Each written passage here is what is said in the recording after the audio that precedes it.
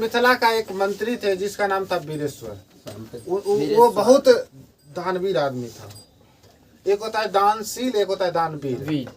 तो दानवीर वो होता है, कर्ण दानवीर था। ये दानशील कहा जाता है, जो छोट पूंजिया दान देता है ना उसको दानशील कहते हैं। छोटा पूंजी वाला लोग। अब जैसे मान लीजिए कि आप दान देते हैं तो आप दिन में कभी न कभी किसी को कुछ न कुछ तो दान दे देते हैं। जैसे आप अपने कक्षा में पढ़ रहे हैं, अपने सहेलियों को कलम दान में दिए, अपने दोस्तों को कलम दान में दिए, आप किसी को गाली दान में दिए, ये भी तो देते हैं। कहता है गाली सर बहुत दान में दिए, बहुत दिए।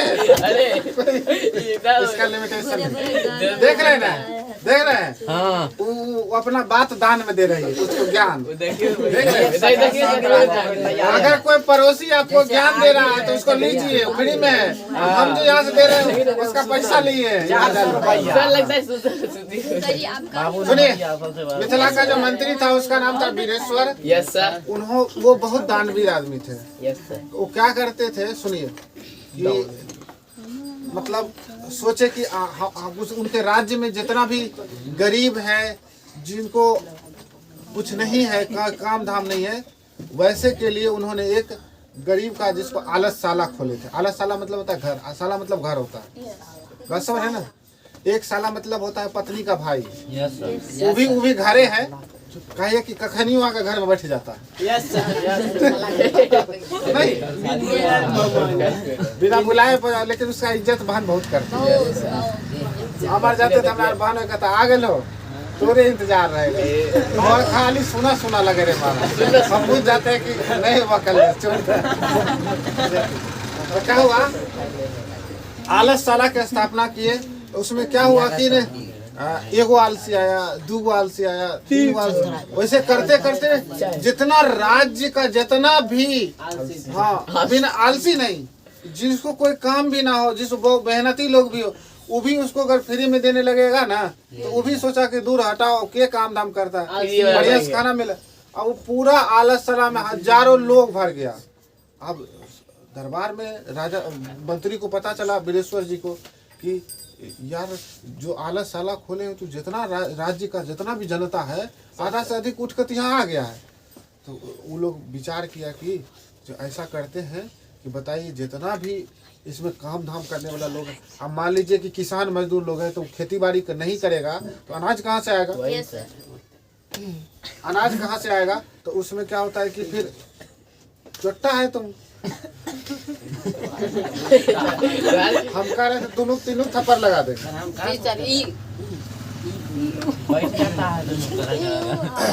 तो फिर आप पूछेंगे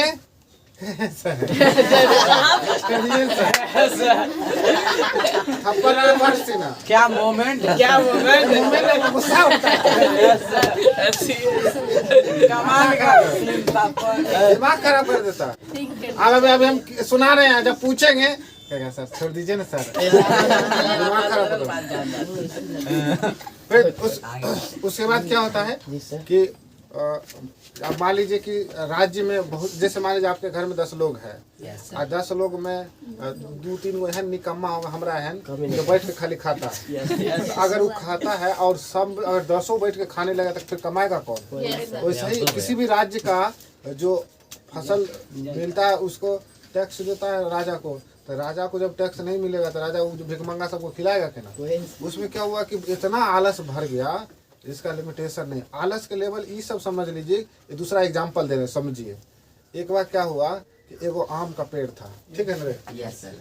आम का पेड़ था ना, तो आम का महीना में देखते होंगे स्कूल मॉर्निंग रहता है, तो बच्चा सब स्कूल से आया, बस्ता रखा, सीधे गाछी में दौड़ दिया। हाँ, टिकला चुने। आम का छोटका रूप को टिकला कहते हैं। नमक मार मार के छिल छिल के खाते हैं।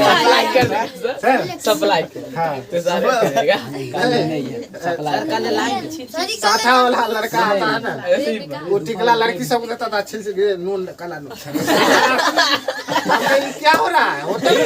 नहीं सर, वो मिटकी वाला है सर। मिटकी वाला आम का महीना था, उसमें क्या हुआ, 2 दोस्त था, समझ रहे ना? Yes sir. आलस का लेवल देखिए, आम दोनों जो है ओगरवाही कर रहा था, उसका आम का गाछी था, गाछी समझ रहे ना? Yes sir. मतलब गाछी बने, समझ रहे ना? हाँ सर। गांव के लोग हैं गाछी से पूछते हैं। एकदम सर, गाछी आम का बगान, सर कोई भी चीज का बगान को गाछिए कहते हैं। गाछिया। वो गाछी शब्द बंगाली शब्द है, गाछी। तो हम लोग लेकिन सर, है ना? उपयोग करते हैं।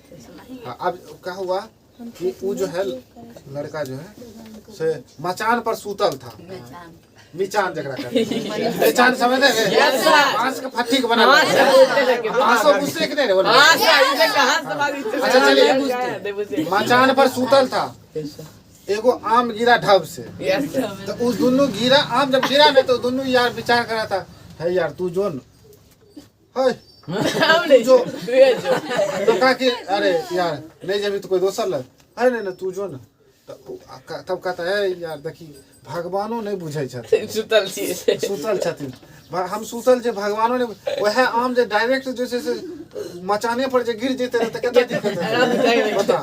तो फिर एगो कहता भाई मचान पर गिरे, अरे आम डायरेक्ट मुंह में जे गिर जेते एगो कहता है कि मुंह में गिरते पे चूसा पड़ता है। अरे पागल लगता है। बताइए बदमाशी का चरण इस लेवल का आलस होता है। चरण क्या कर दिया था? भाषण इस लेवल का। अब क्या कि अब को कहता है कि आंटी चले तो मुंह में तो नहीं छिल के खाली गुद्दा व्यक्त है। पागल था कि सर? नहीं बचपन में एक बार ऐसे लड़का था, बदमाशी किया, कहा सर हमको न बोला नहीं जाता है, हमको घोटाता नहीं है, तो सर हम खाना भी मम्मी हमको मुंह पे खिलाती है। हम कहे खूब बात है बहुआ, बढ़िया है, यह सब चलेगा, या होगा तो कनियन आएगा तो वो मुँह खिलाएगा, लेकिन यूँ करेगी कनियन कि पहले अपना मुंह में चिबा लेगी, उसका मुंह घर में बस सर जी हमने कहा प्रेम है। इतना लेवल का आलस लोग होता है, खाली चिबा को उगल के देखा खाली घोट ला तू राम राम। क्या बात है इसमें? तब आपस में प्रेम जाहिर होगा। चलो इसको ऐसा प्रेम नहीं करना है। सर आगे आगे बढ़े। यस तो कहानी में आते हैं रे, कहानी में आते हैं। तो क्या हुआ कि मिथिला के जो मंत्री थे उन्होंने एक परीक्षा लेने की सोची। क्या पर लेने की सोची? परीक्षा, कि इसमें जितना भी आलस, रियल में आलस सब जो है, कि ये जो छिटपुंजिया जो बिना मतलब का खाए वाला जो आया है, निकाम मेहनती लोग भी आकर बैठ कर खाता था। अच्छा निक चीज मिलेगा तो कौन फ्री में नहीं कर। अब ये मोदी जी सबको चावल देने लगे फ्री में, तो आधा बेसी काम कराइए ले जाए। मोदी जी देवे कर लेकिन कोई दिक्कत है कि नहीं रे? वही कहते कि पैसा लेंगे तब देंगे, तो मेहनत करता लोग, पैसा कमाता तब खरीदता। अब क्या हुआ कि विदेशवर मंत्री जो थे प्लान बनाए, वो क्या किए, जब सब सो रहा था, जितना लोग जब था आलसशाला में घर बना हुआ था, उसमें जितना लोग था सब सो रहा था। सुनो, जब सब सो रहा था तो क्या हुआ कि वो क्या किए, चारों तरफ से आलसशाला में पेट्रोल छिटवा दिए और कहे कि आग लगा दीजिए। हाँ, अब सलाह बार दिए, आग लगा दिए तो क्या होगा, जत्ते उसमें बिना मेहनती लोग सब था, सब अपन गेंडा चथरा और ले के भागा। गेंडा चथरा पूछते हैं ना? हाँ, जो अटल जी का कपड़ा होता है उसको लेकर सब भागा। उसमें जगता था सब का सब भाग गया, सिर्फ 4 गो दोस्त सुतल था वहाँ। 4 गो महाल सी और बतिया कह रहा था से सुनिए। पहला कहता है वो हम सुतल है तो कम्बल तन है। पहला कहता है कि यार हल्ला किस बात का हो रहा। तो पहला जो कहता, दूसरा कहता है कि नहीं निकल कैसे देखेगा, नहीं निकल के। दूसरा कहता है कि आग लगी है। तो तीसरा कहता है कि तू लोग हल्ला कर चुपचाप सुतो न। चौथा कहा कि कोई तो दयावान हो जे हमारा कंबल पर पानी इस लेवल का पागल समझे। उसके बाद क्या होता है, देखा कि पूरा आलसशाला में आग लग गया, सब भाग गया और चारों जो है सो बतिया रहा है लेकिन उठ नहीं रहा। क्या आलसी है ऐसे ना आप बताइए कौन उस लेवल का आलसी होगा कि चौथा कहता है कि अरे तू लोग जो है से हल्ला क्यों कर रहा है, चुपचाप सुता बात समझे। आपसे पूछा जाएगा कि पहले क्या कहा, पहला का प्रश्न करता है कि हल्ला क्यों हो रहा है, समझ ना। दूसरा कहता है कि आग लगी है। तीसरा कहता है सुन ले, तीसरा कहता है कि कोई धर्मात्मा नहीं है, कोई धर्म कर्म करने वाला जो हम पर पानी डाल दे। चौथा कहता है तो चुपचाप सुतो ना, हल्ला क्या कर रहा है, चुपचाप सुतो, डिस्टर्ब हो रहा। इतना लेवल का आलसी था, मजबूरन क्या किया गया, पूरा जब आलस साला जलने की स्थिति में मैंने अब गिर जाता है, सब मर जाता चारों, तब चारों को कम्बल से उठा के बाल पकड़ के, जिसको कहते झोटा है ना, पकड़ा कनिया का खींच के बाहर, चारों को खींच के बाहर लाया गया। बाहर जब लाया गया तो हमको लगता है कि बाहर लाया गया होगा, तब कहा हुआ है यार बने के मेरे सूता ले तोरा पानी ने बोतल तो उसके बाद क्या हुआ, चारों को बाल पकड़ के खींच के कहाँ लाया गया, बाहर लाया गया।